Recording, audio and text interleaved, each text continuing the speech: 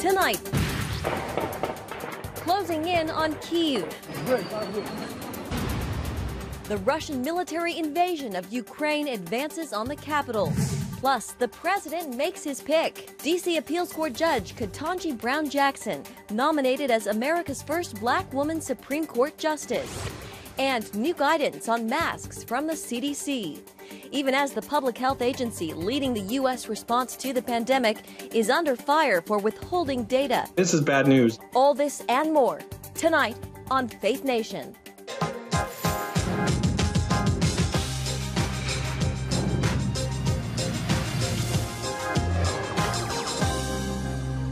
Putin's war on Ukraine and tonight fears the capital city of Kyiv could fall in just a matter of days. Good evening in Washington, I'm Jenna Browder.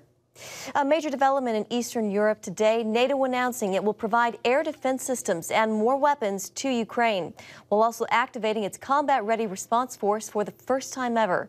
This doesn't mean the U.S. or NATO troops will go into Ukraine, but it does provide air, land, sea, and special operations support to NATO allies. Meanwhile, casualties are climbing from Russia's invasion. Ukrainian President Volodymyr Zelensky reporting nearly 150 soldiers and civilians killed in the first day of fighting and more than 300 wounded. Despite fierce resistance from the Ukrainians, Russian forces have remained on course, now encircling the city of Kyiv. CBN News national security correspondent Caitlin Burke is following the developments and has more. Caitlin?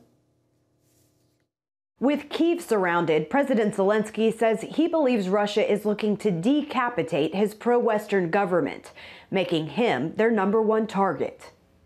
The threat against Zelensky is very real. The threat against his family is very real. What Russia's ultimate goal here is to replace Zelensky with their man, their government here in Kyiv.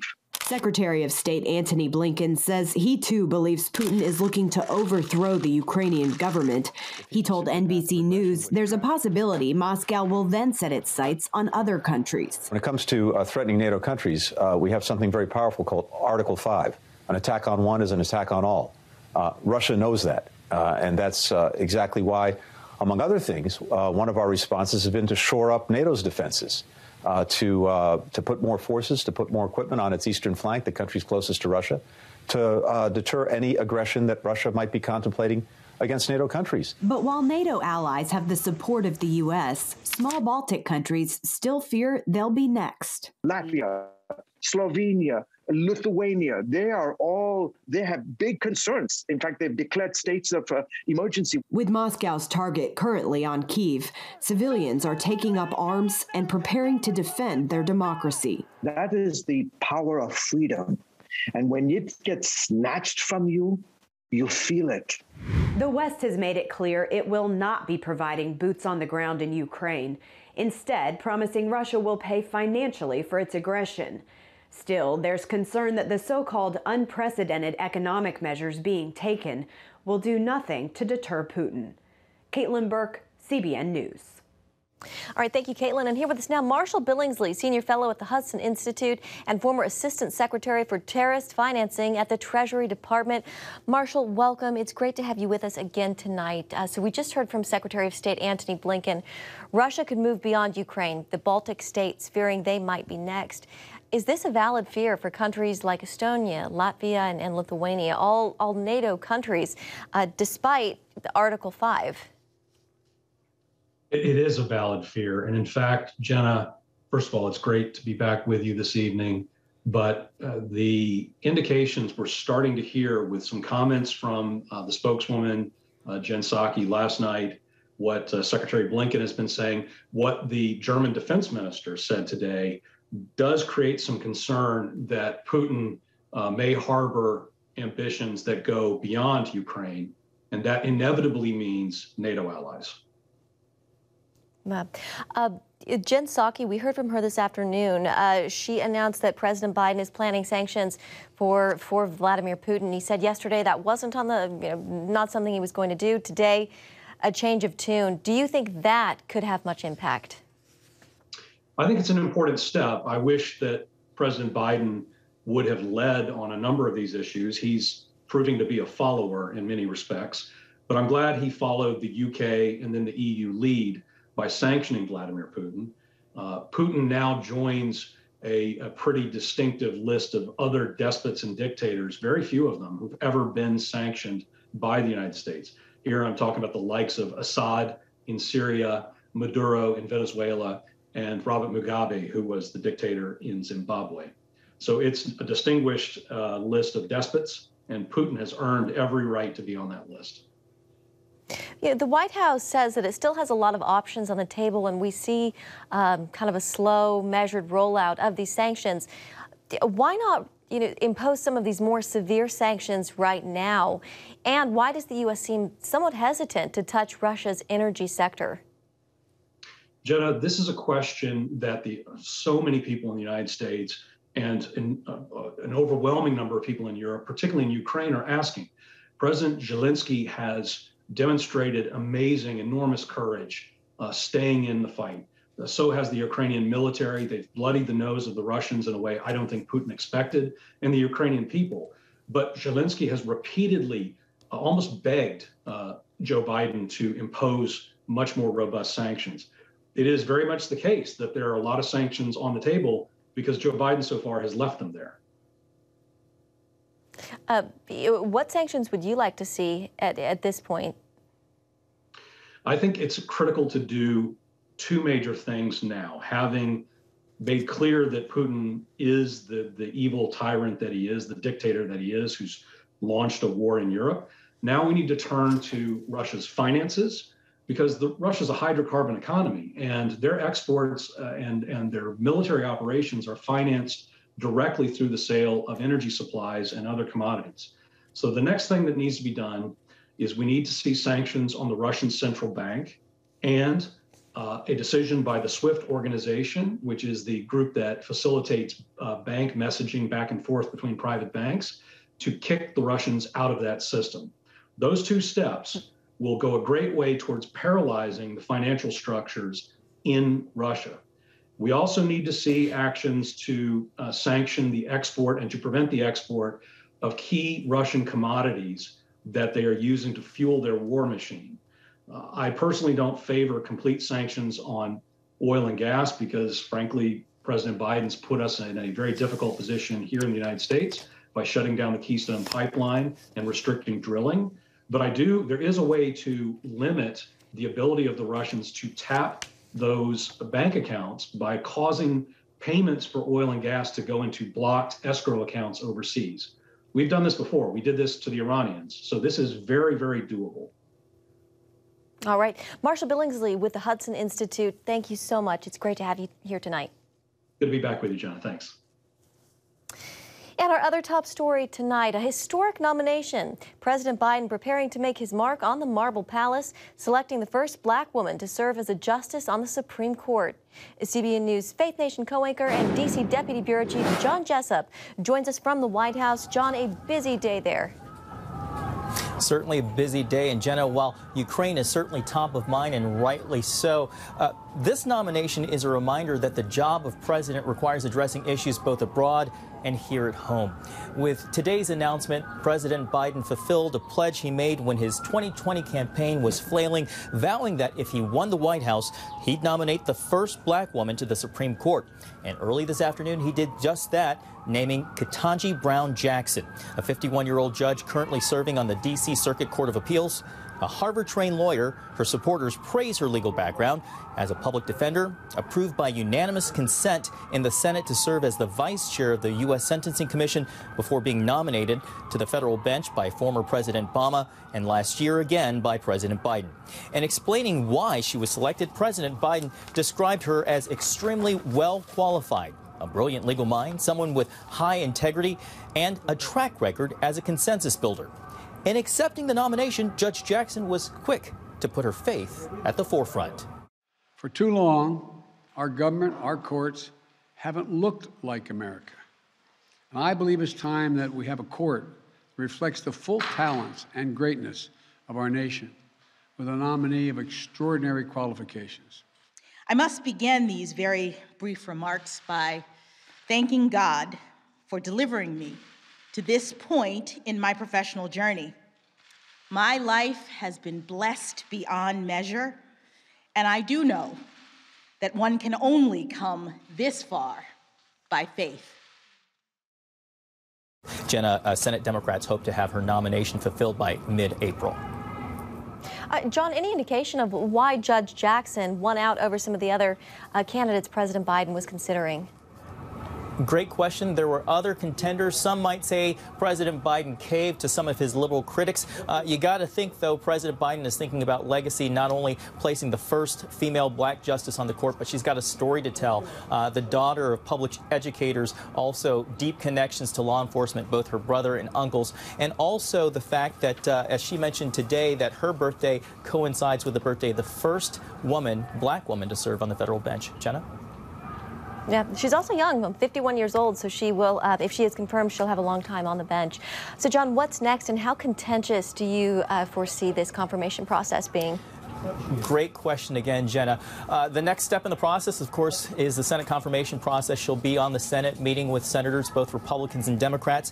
There have been some scowls, if you will, from her detractors, saying things like labeling her as a judicial activist. That's from First Liberty Institute. SBA list described her as hostile to the free speech rights of pro-life groups. I think, Jenna, though, if we're going to take any indication of how this will go, just look to the Republican leader in the Senate. He said that he congratulated her, and he believes that Republicans think that Americans in the court deserve better than what Senate Democrats have done, smearing and shameless distortions. And of course, he's referring to Judge Kavanaugh's confirmation process. All right. John Jessup for us at the White House. Thank you, John. And joining us now for more, Julia Manchester, political reporter with The Hill. Julia, Judge Jackson's nomination comes 2 years to the day that then candidate Biden promised to nominate a black woman to the Supreme Court. How big of a deal is this? I think it's a huge deal, Jenna, especially to echo what John was saying there before. This is a pick that very much reflects what America looks like, and it's really been a long time coming. Obviously, we have the first female vice president who is also black and South Asian, and now we have this other monumental moment. And we know that the Supreme Court has been moving in this direction for a while. We know that Sonia Sotomayor became the first Hispanic to serve on the court. We know that there have been other major firsts on the court. So this will definitely fundamentally shape really what the court looks like. However, it won't really ideologically shift the court. Judge Jackson actually clerked in the 1990s for Justice Breyer, who she would be replacing, assuming she is confirmed. So she is still a liberal. However, the point you made about her being young, that's very important, because that seat, assuming she is on that seat for the distant future, that ensures that it stays liberal. Julie, I want to talk to you about Russia and Ukraine and the whole situation over there, quickly becoming a hot political issue here at home. Today in a speech at CPAC, Mike Pompeo, who, as you know, held roles as America's top diplomat, Secretary of State, and chief spy under then President Trump, led a fiery speech railing against President Biden's foreign policy struggles. Is this fueling the likelihood of a 2024 run for Pompeo? That's certainly what it sounds like. And, we obviously know that President Trump even went as far as to praise Vladimir Putin earlier this week. So we know that this is sort of about responding to the Biden administration and putting up a front against the Biden administration. It would lead us to believe that that is the direction he is going. However, it's interesting to compare that statement with the statements coming out of Republican leaders in the House and the Senate who aren't necessarily railing against the Biden administration in their rhetoric. There's clearly been some differences, but they're railing against Russia, and they're creating a united U.S. front against Russia. So it's interesting to see that the Republican elected leaders who are currently serving and people who are thinking about presidential runs very much going after the Biden administration. All right, Julia Manchester with The Hill. Always great to have you on this Friday. Have a great weekend. Thanks, Jenna. And coming up, the new mask guidance from the CDC. What's changing and why the Public Health Agency is under fire. The 3 former Minneapolis police officers who stood by during the killing of George Floyd have been convicted of violating Floyd's civil rights. It comes after a federal judge rejected their arguments that inexperience, improper training, or distractions excused them from stepping in while Floyd was pinned under the knee of former officer Derek Chauvin. The state court trial, aiding and abetting murder, is scheduled for June. Tonight, the CDC is issuing new guidance, loosening mask guidelines. As the pandemic wanes with fewer and less severe cases across the country, the Public Health Agency putting less of an emphasis on COVID cases and focusing instead on hospital capacity and hospitalizations. Meanwhile, the CDC is under fire again, this time for withholding information from the public about the pandemic. According to a New York Times investigation, the information wasn't, quote, ready for prime time. The investigation raises questions about what specific data was withheld and why. It also further erodes the credibility of the CDC and its capacity to keep the American public safe. Medical reporter Lori Johnson has more on this. The investigation found the agency responsible for helping Americans weather the COVID pandemic has only provided a small amount of the vast data it's obtained.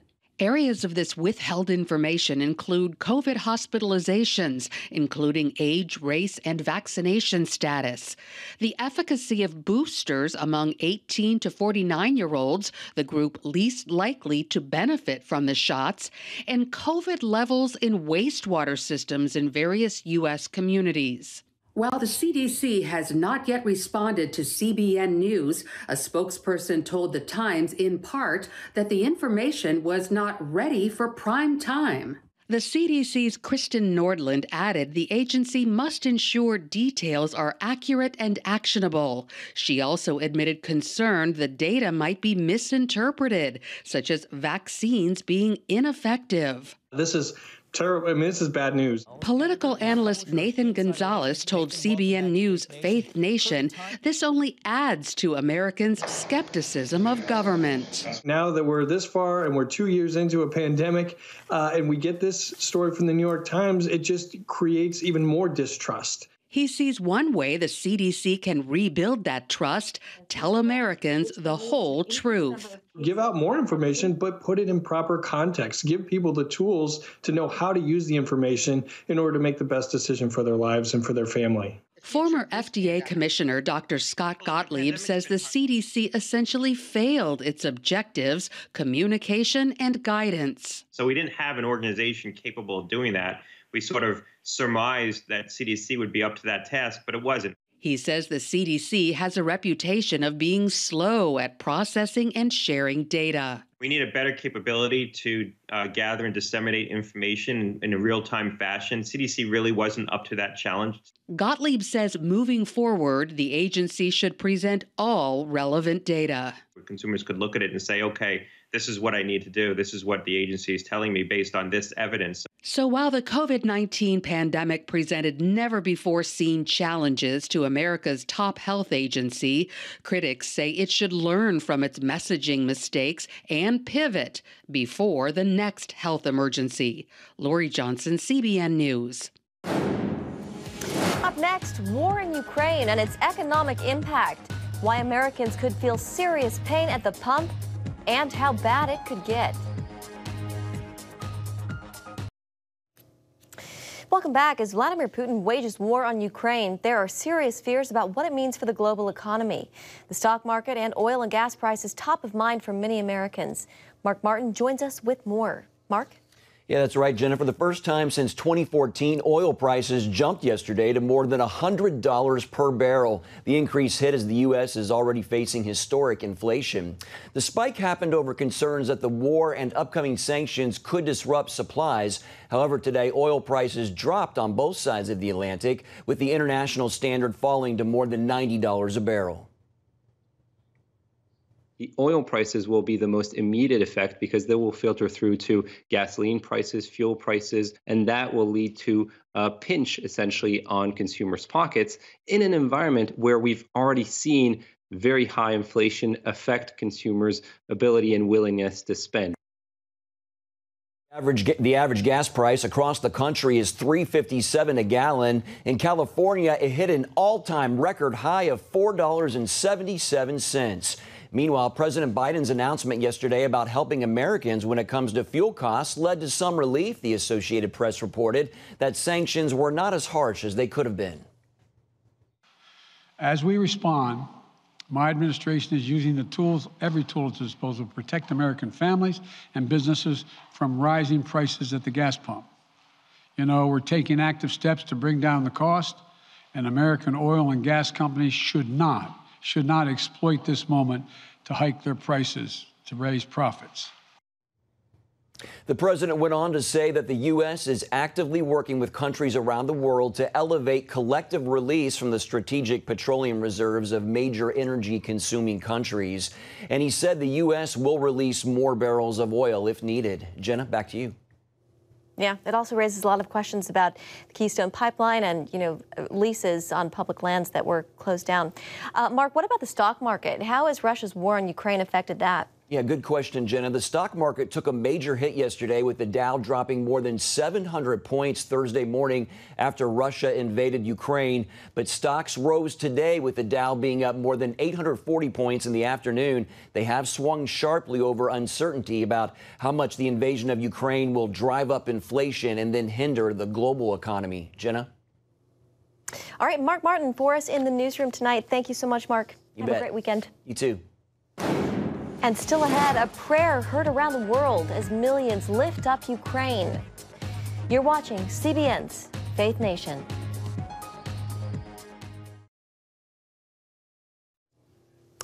Finally tonight, across the world, people are praying for Ukraine, including the Pope. Pope Francis joining millions across the world in lifting up Ukraine.